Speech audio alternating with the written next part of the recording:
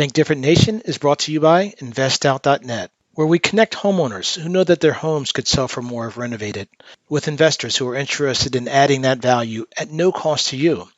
Once the home's renovated, you, as the homeowner, sell the home, and the investors make their profit from the increased value of the sale.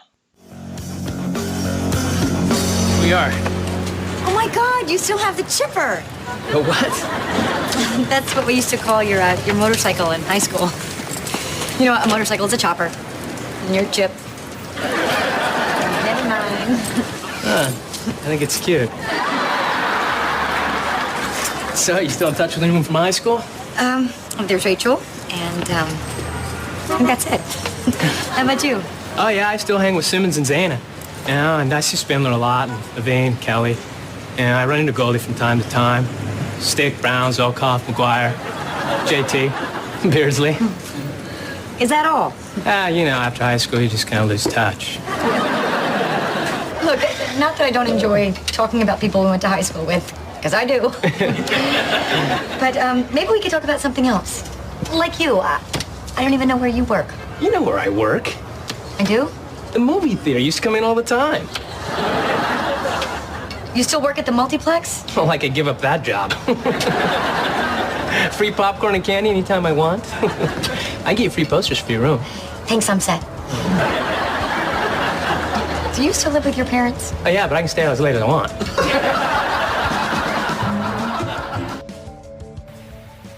Are you as intelligent as you think you are? Has anyone ever told you otherwise? And if so, did you believe them?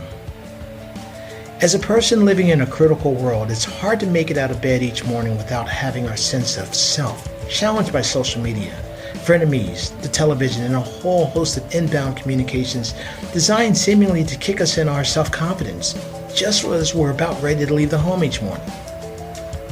But how much of this stuff do we actually take in, consider, and own? This episode is for everyone who battles our own sense of abilities, just to move forward each day with enthusiasm. And it's important for me because it speaks to my own experiences and an eventual connection of why my own sense of intelligence caused me so much stress throughout my life. Out of my 54 years of life, it's also interesting that I remember an incredible amount of detail of events, for the most part, that I should have passed through without ever having any recall. You see, back in 3rd grade, I can actually remember having taken the IQ test.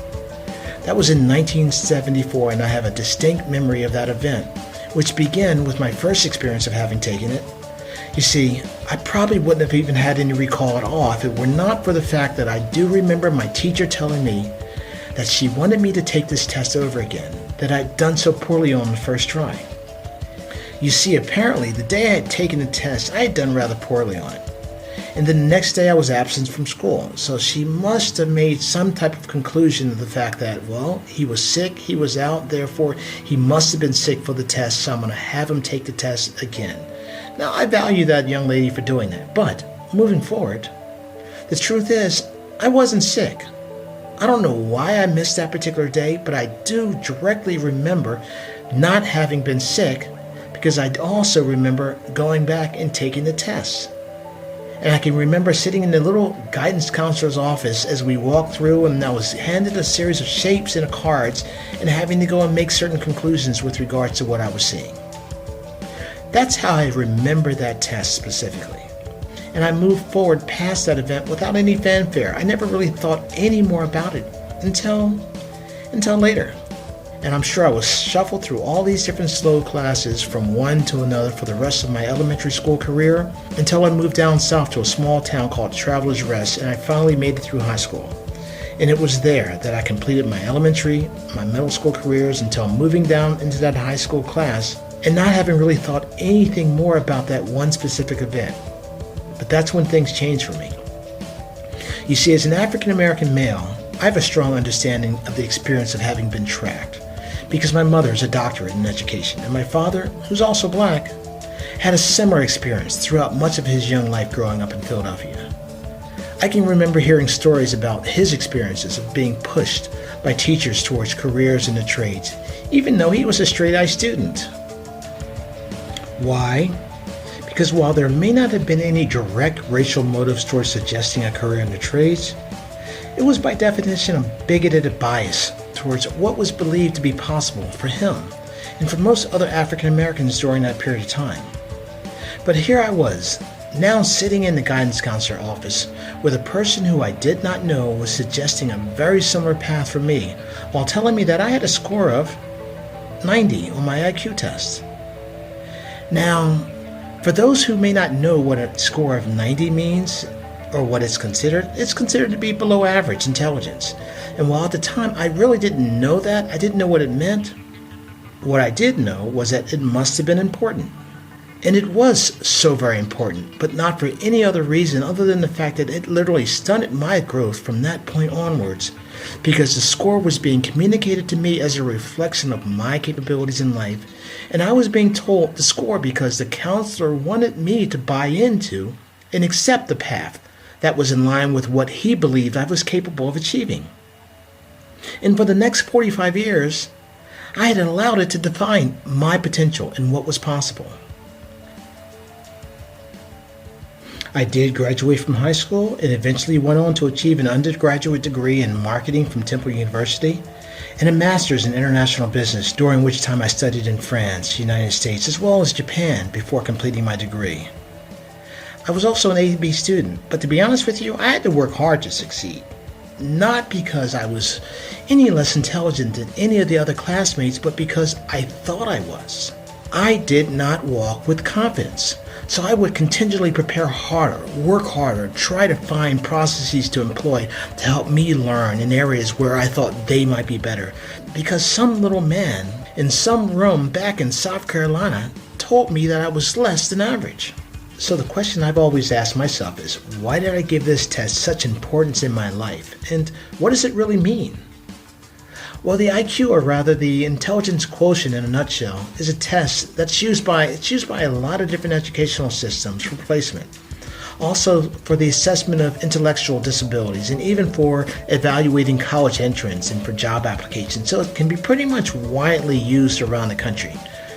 And it's also supposed to assess one of the following areas, including verbal intelligence, your mathematical abilities, your spatial reasoning, visual perceptual skills, classification skills, logical reasoning, as well as pattern recognition skills.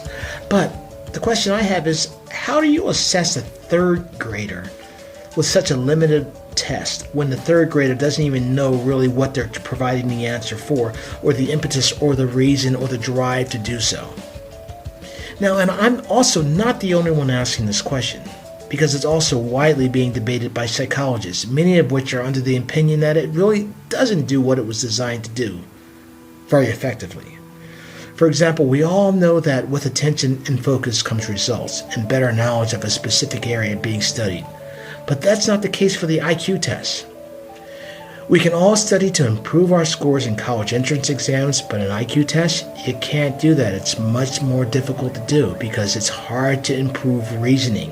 And they measure such things as one's cognitive abilities, such as memory, attention, speed, from a particular orientation and viewpoint. And if you don't grow up from that particular orientation or viewpoint, it's kind of hard to have that orientation or viewpoint and therefore deliver the correct test answers when you're asked those questions. For example, according to Dr. Daphne Marchenko, in a January 30th, 2018 article entitled The IQ Test Wars, Why Screening Intelligence is Still So Controversial, she states that what may be considered as intelligent in one environment may not be in others. For example, the knowledge of medicinal herbs are seen as being a very intelligent trait or ability to be able to have in some communities in West Africa, for example, or even in South America. But it does not correlate to high performance in traditional Western academic intelligence tests. Bottom line is that we all have different viewpoints. And this is on the world and like windows looking out. No one sees, or rather has, the same experiences. All the views add value, but not in the same way. And very often, the views of the experiences that we have will be useless when analyzed in other ways, because connections cannot be made to understanding. So researchers more recently have determined that the results of the IQ test doesn't really in fact provide that clarity that was once thought possible within an intelligence test. Really nothing does, because intelligence is a fully faceted concept. It's not just one area of understanding or comprehension from a person. So when these researchers looked at the results coming out of IQ tests, they discovered that the whole concept of IQ and the suggestion that one person with a high IQ score is more intelligent than another person with a lower IQ score, it's a myth. Dr. Adrian Owen, senior investigator in the Canada Excellence Research Chair in Cognitive Neuroscience and Imaging at the University of Bryan and Mind Institute, states that there is no such thing as a single measure of IQ or a measure of general intelligence. It just doesn't exist. The research found that, and I quote, there was not one single test or component that could accurately judge how well a person could perform on a mental or cognitive task. The suggestion, however, was that there are at least 3 different types or components that make up intelligence, including one's ability to be able to maintain and recall short-term memories, or one's ability to reason with ideas, memories, and situational experiences, as well as one's ability to verbally communicate ideas, expressions. Pulling it all together was the key there. Where does all this lead us now that we're adults? We're fully baked, we're hard-coded, and we have less ability to be able to change, to acquire new skills, to be able to think our ways out of situations. Well, in truth, for me, not much has changed, but let me expand on that for a bit. You see, I believe that there are clear differences between people who do well on IQ tests and those of us who have done poorly, like myself, even if I took it 45 years ago. You see, with my background, my education, my breadth of travels, I've been able to meet and in many times work with people all around the world, beside them directly, really smart people from all around the world. And in fact, I've been fired by some of the best companies in the world, and in part because I did not represent the cookie-cutter model as an employee with some of the big 5 consulting firms that I've worked with, the structure of yesterday and today. You see, many of those top consulting firms, they target the same universities and the same type of candidates, the same intellect, the same candidate profiles, because they groom talent with the same background that presents well to their clients, that can easily learn, they can advance up 1.5 years up the ladder before being pushed out, decide to leave on their own, or be jettisoned within that 10% to make room for the new talent coming in. It's just how firms must work today in today's competitive environment. Up and or out.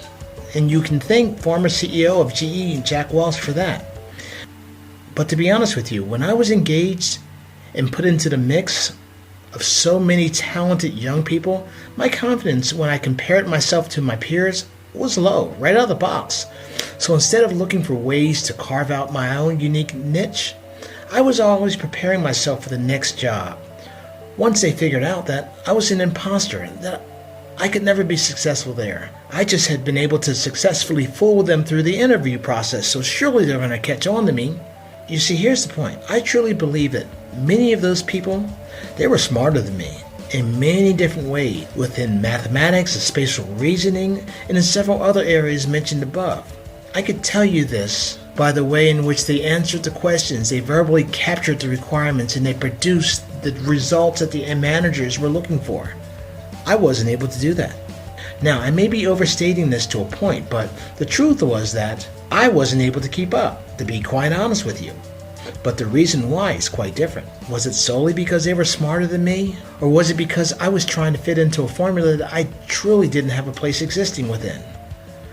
5 years ago, I would have said that's because they were just simply smarter than me. I could not add up. Which was why, as soon as I was hired by a company, I'd automatically start working my way out. I would try to look for opportunities, the next place to jump to. I was buying my time within these different companies because I just knew they were going to find out that I was a fraud. The other part, however, was the fact that just like most people who don't historically score well in those exams, we think differently. No better, no worse, we just think differently. And because we think differently, we're more apt to have challenges in areas that require those specific abilities and those skill sets. But there's a wealth of additional abilities, experiences, motivations, and drivers that many of those other candidates didn't possess.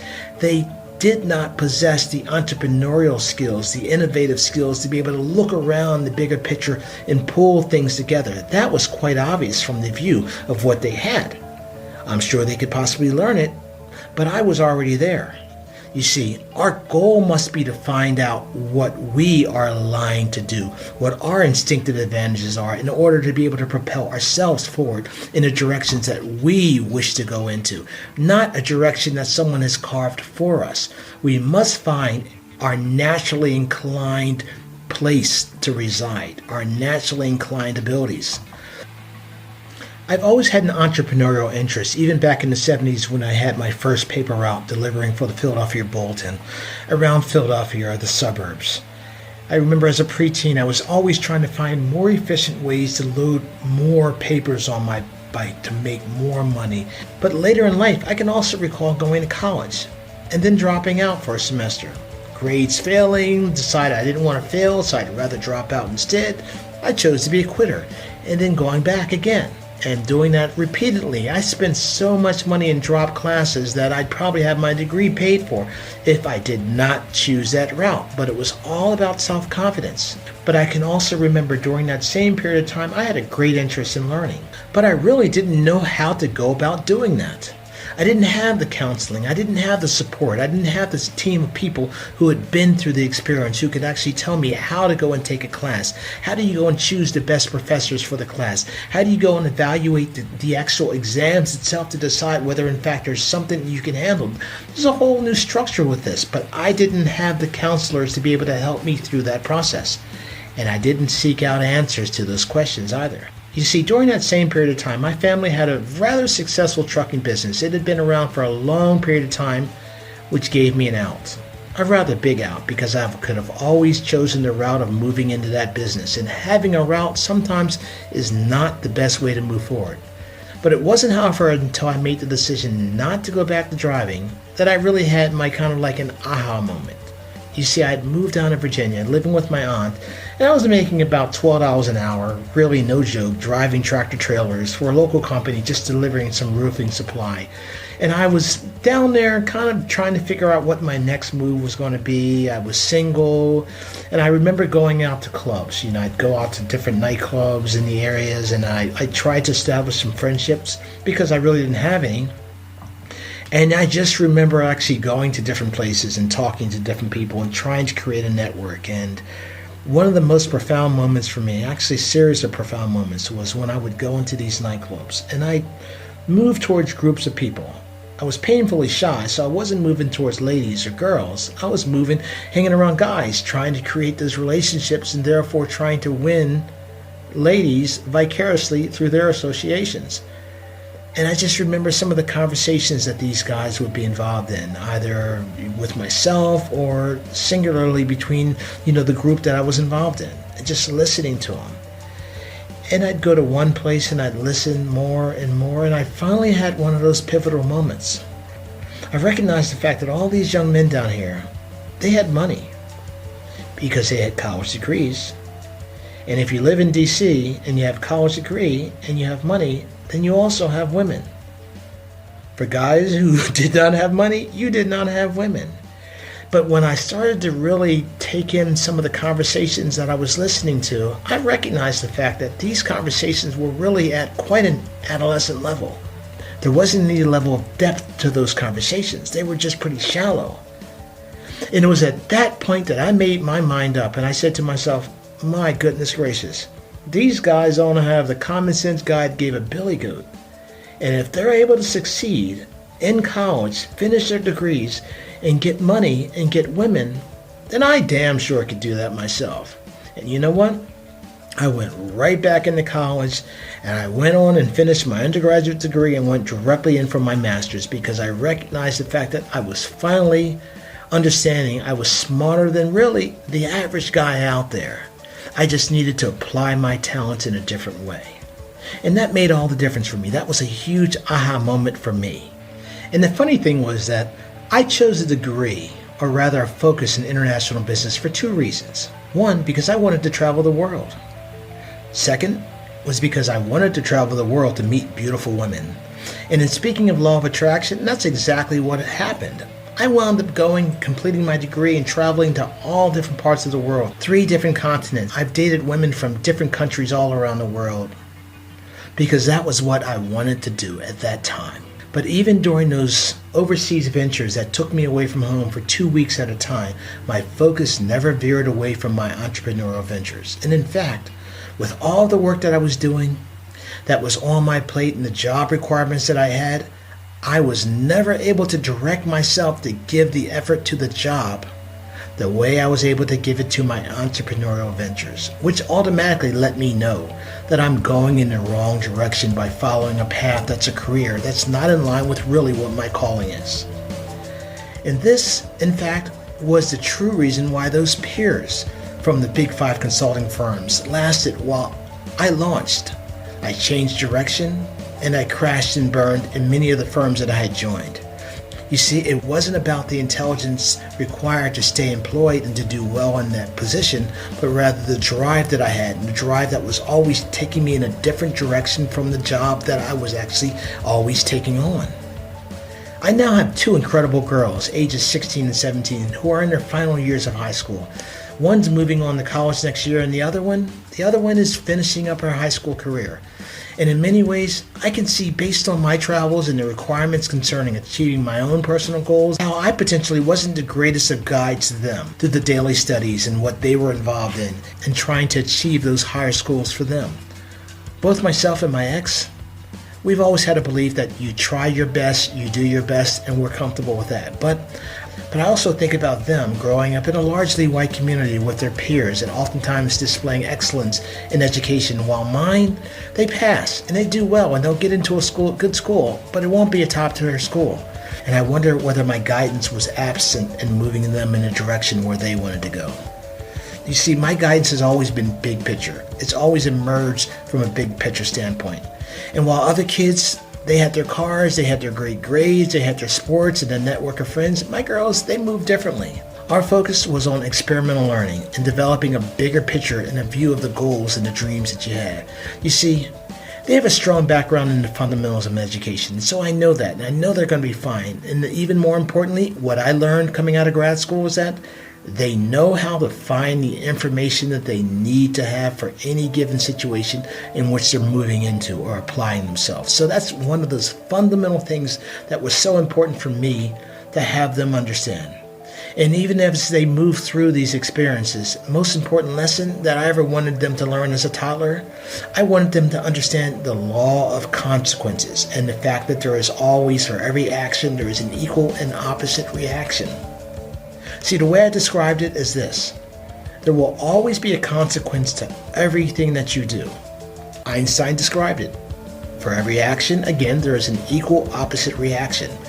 I may never know what you did, when you did it, where you did it, or how you did it, but there's always going to be a reaction, whether it's found out, detected, and there's a negative consequences or not. So what I would always tell them is, think about it. 2, 3, 4 steps. Extrapolate it out and take it as far as you can as to what could happen if you do this. This happens, then that happens, then that happens. And then become comfortable with that. And if you can become comfortable with the end result, thinking 3 and 4 steps down the road, go and do it and have a great time doing it. But always do it recognizing the fact that there is a consequence to every action. That was one of the first things that was important for me to learn when they were just toddlers, basically learning how to talk. I wanted them to know the word consequence. And probably one of the most important and last things they needed to learn was that while you hate high school and it's a pretty crappy place to be, I'll give it to you. I would not want to go back to high school. Just recognize the fact that it's 4 years and you do not want to peak too early. I do know people who peaked in high school and are a shell of themselves today. So trust me, if you're not having a good time in high school, recognize you've got 4 years in total, 2 more years left, and that part will be gone from your life. You can survive this. Introducing Sage and Sloan Glover, who both have a desire to be in the film industry, producing and directing films. Cheers. You guys have been through a lot of it in the last, 5, 7 years. You've been through a divorce, a level 5 divorce. You've been through working independently on your own, doing what you needed to do while I was traveling, and you were here pretty much for most of the day by yourself. How do you think that's impacted your education, your training, your learning? I don't think it has. Okay. I don't really think it has either. Why do you think so? Well, I think it's impacted it in the fact that it's been harder to get extra help. So it has impacted. Yes. Okay, you want to reassess your answer? No, I don't think it's impacted it because I don't know how else I would do my work, how else I would function. But you were greatly doing a lot of it unsupported. Probably wouldn't have asked for help either way. Because I feel like I'm doing okay. Okay, but your grades are suffering. They were. Well, okay. So and then I went for help from my teachers, and it wasn't the most productive thing for me to do. Mm-hmm. All right. So during that time, you were on your own pretty much. You were coming home from school, doing what you needed to do. You guys were very responsible, but your grades did decline. Looking at that now and walking away from it and recognizing where you are, what was the negative of that situation? And do you think you were able to turn any of that negative into a positive? In terms of coming home. In terms of the school experience, in terms of the fact that you guys were greatly raising yourselves during that period of time. How do you take that negative and turn that into a positive? Have you been able to figure out a way? I don't really see it as a negative. I think it is just what it is. And I don't know how else I would have functioned getting home. Like, if you're here or you're not here, I still do the same thing. So, I really think it's the same as well. I don't really see negative or positive about that. Okay, but I'm sure you have friends at school that their lives were different from yours. Well, yeah, but that's with every single person. Okay, so it's all relative. What about your scores? Your test scores? They haven't been great. And it's not that we've been proud of the test scores. We've been proud of the fact that you're staying in the game and you do what you need to do. But, it's not like anyone's overly proud of the test scores. So what do you think that's going to be?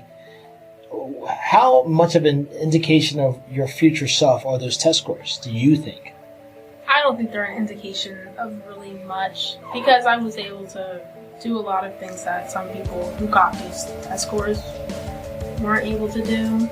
So I think it just depends on you knowing your strengths and weaknesses because test scores are not mine. And yes, I could have put more work into it, but I really didn't think that was applicable for what I wanted to do. So you think you had more control over it than you could have done better if you had applied yourself? Yeah, definitely. Yourself? For me, I think it's the opposite because I really did try really hard and I still didn't do great in test scores. Mm-hmm. So I still do fine in school. Well, so I feel like, I don't know, I'm not going to stress about it because I'm just not good at testing. How does that make you feel about, in this podcast I started off with talking about the fact that, are you as intelligent as you think you are? And I go into the fact that we've got Jahara's window whereby we have a certain image of ourselves and a certain image of what people think of us. What's your image of yourself? Well, I think I'm more intelligent than I think I am, actually. Because you think you're more intelligent than you think you are? No, I think I'm more intelligent than, because I like, based off of test scores alone, I'm like, I must not be that smart if I'm getting C's on every test after studying for 2 hours. Okay. But then, I mean, there has to be another reason for that. Because that's just not... Because it's like I'm studying and I'm working hard for it, and I know I'm not stupid, so it can't be that. So then I don't what know. is it? How do you go and not get beaten down by the scores telling you that you aren't not smart? No, I think you do, actually. But I just feel like with this quarantine, it's going to be. That's it. Okay, so you're advising you like the homeschooling. I do. All right, so then Sloan, and I'm talking about the fact that through all these different images, because I went through the same exact thing of having a difficult time having to work my butt off to get through a certain class and whatever, whereas people glided through, or at least lied about it. But how do you deal with it? The fact that they seem to be telling you that you're not as smart as the rest. Well, I know I think I put my intelligence too high. Sometimes I think I'm smarter than I actually am, but that's my downfall. But I think that I only really am not that good in math. Like any other subject, especially English and history, I really get like A's and B's. But math, and French, I always fail and get a B or something. So I really think it just depends on the person who's really like better in one field than another. Like I know people who are really good in science and math and really good in English and history, and their grades are really good, but sometimes people can just be good in history and English or science and math and vice versa. It just depends on the person. Okay. Do you know what you're good at? Yeah, I'm good at English and history. And sometimes science. Okay, but what about over on a larger scale, on a more grand scale? Do you know what you're good at? What are you naturally inclined to be good at? Like hobbies, I think I'm naturally good at some of the things I like to do outside of school. Like? Such as? Can you elaborate? Like painting. I Okay. like to paint a lot. Why? Because I think I want to continue to get better, and I can see myself getting better. And that's just the goal I'm setting myself for, to become like the best, painter I can possibly be. And the same for film outside of school, is to push myself to become a really good producer or writer. Okay. How do you do that? For painting, it's just painting a lot, or just looking at different things to study in painting, just like watching a lot of people paint. And then for film, it's just keep on making new films and new ideas for film, and just trying to broaden my expertise in both of those fields. Okay, and yourself, Sage? I feel like, I don't know, with subjects in school, like what you're good at, I feel like that's a really limiting thing, because it pretty much ends after high school and college. Like if you're good at English or good at math in those certain subjects, but I feel like you can take them outside of school. Like, if you're good at math, maybe you can do something more analytical or something like that. So I feel like it doesn't really matter what I'm good at in school, but out of school, I would say the same thing. Like anything that really requires my creativity, because it's less limiting than school. I mean, there's not really it's not right or wrong as it is with like math. Either you have the right answer or you don't. With like something that requires like creative expression, you just do it, and if it feels right, then it's right. How do you know what you're doing though? When you just say you just do it. Do you actually have to understand the process that you're going to be following in order to do it? And be conscious about what that process is? I mean, how do you become world class? How do I become what? World class. Practice, I guess. But you can't just do it. Well, yeah, you actually do just do it, and then you fail, and then you do it again, and you're better. And I feel like, of course, there's a process to these things, especially with film. Mm-hmm. But I mean, I feel like it's just less limiting, because there's more opportunity to make mistakes and then learn from them, because especially in things like that, you can't progress if you're not bad. Like you just can't. So. Okay, so here's the big question. What is your defining feature that makes Sage different from any other person that's going to be going into the industry and coming out? Do you have a secret sauce? I don't know that yet. I don't know. Do you have a direction in which you'd like to go to acquire that secret sauce, a plan in place? I love, for example, how you'll have chefs, people who are culinary artists, who will go to different countries and learn the different spices and taste, and then do the fusion and combine them together to make them something that's uniquely theirs, their idea, because it differentiates them from anyone else actually entering into the space. So that's kind of where I'm going. How do you think in terms of defining yourself in a unique way such that you add value that no one else could add value?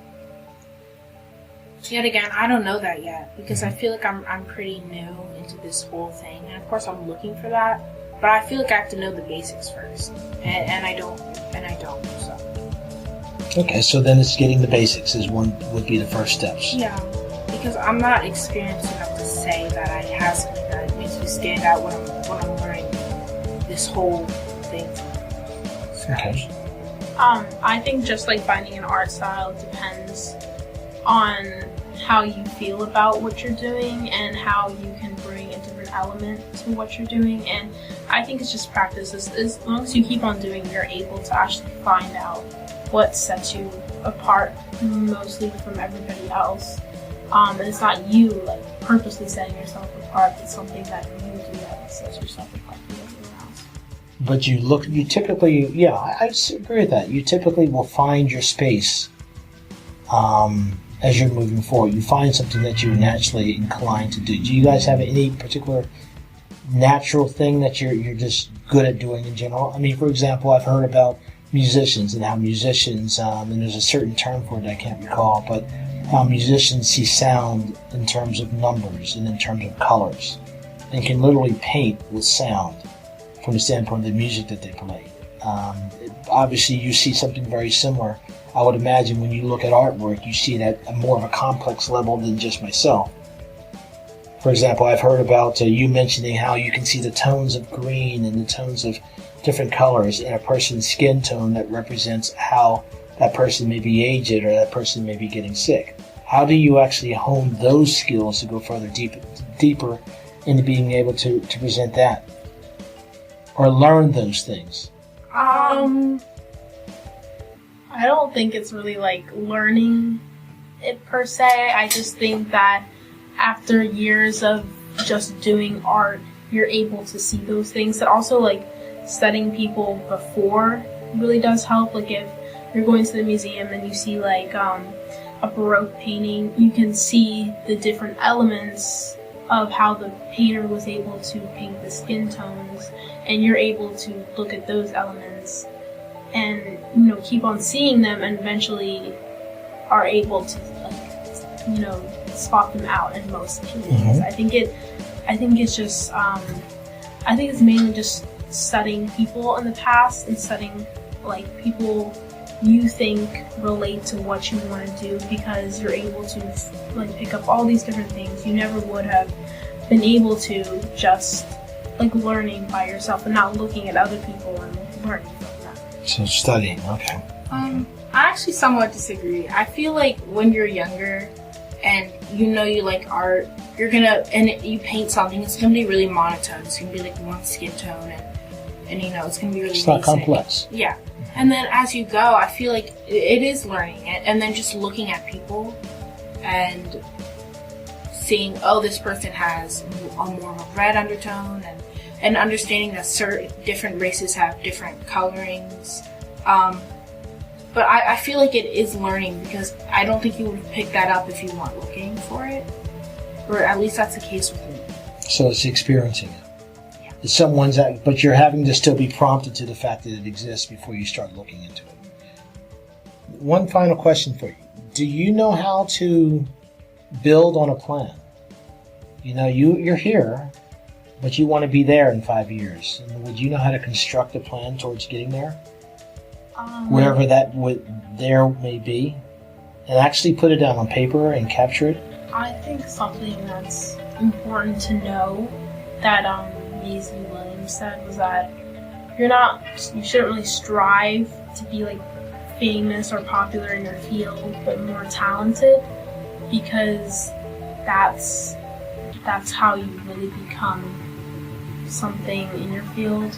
And I don't really think there's a plan necessarily for it. I just think that as long as you stay true to what you want to do and you really put in the work, I think you can really get where you want to be. I think you should be setting long-term goals, but they can change anytime depending on where you are, what's happening around you. I think you really should just set a direction. Yeah, direction on where you want to go, and just try to live your career that you want to do to the fullest and become talented with it.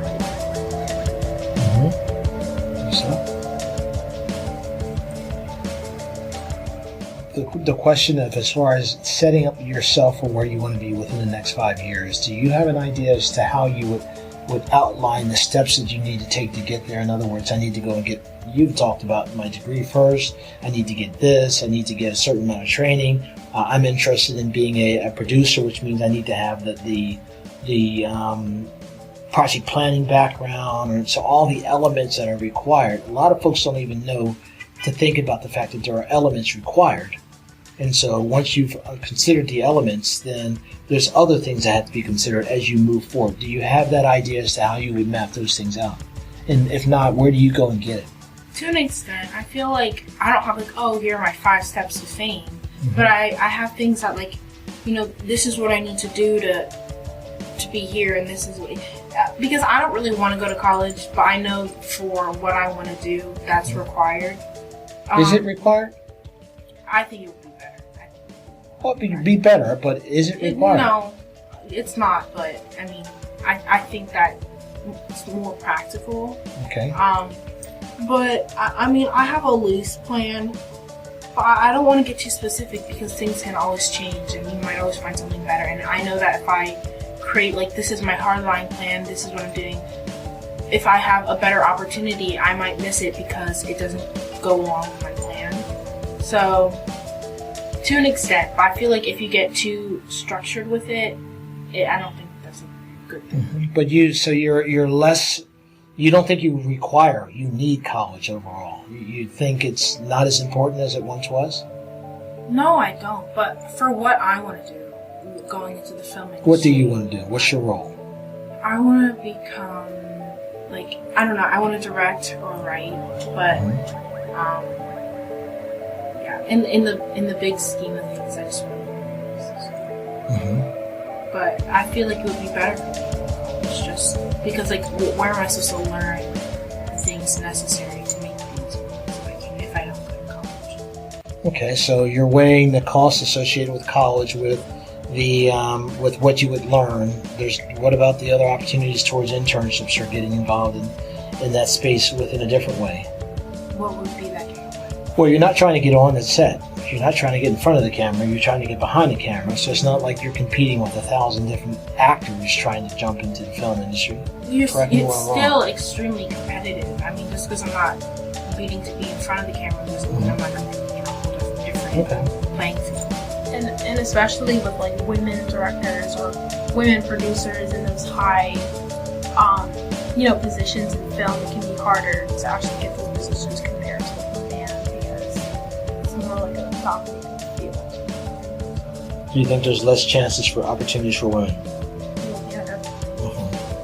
I feel like, yeah, just in general, like, what was it, like 1% of scripts, if they're not perfect in the first scene, then they're rejected. So 99% of scripts are rejected within the first scene. And that's a big number. Well, I would say I'd probably qualify that because I would suggest it depends on who's submitting the script. Because yeah, but it's still a script, like, separated from the person. Yeah. Okay. So. Well, thank you so much for coming on board. Truly appreciate the conversation. Thank you. Yes. Okay. Ready to do it?